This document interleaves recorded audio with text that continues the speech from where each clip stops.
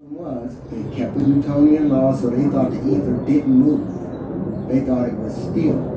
But there was another guy, Moore, that did it in early 1800s, and he went off of Thomas Young, who influenced the Fresnel lens, influenced Fresnel, came up with the Fresnel lens. But he talked about a moving ether that had opposing vortices.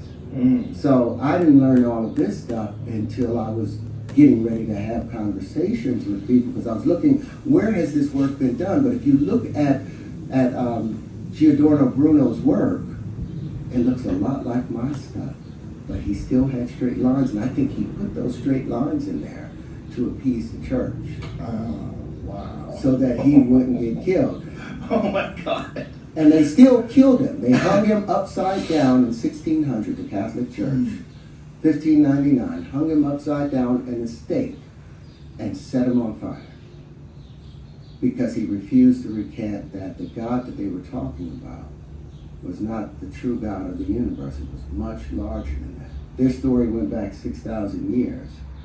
And there's other traditions and tribes around the world where their stories go back 200,000 years. And they made a lot more sense. So how have we limited ourselves? You take Noah having 3 sons, Shem, Japheth, and Ham, and one was black, one was Asian, and one was white. Does that make sense to you? But we subscribe to that.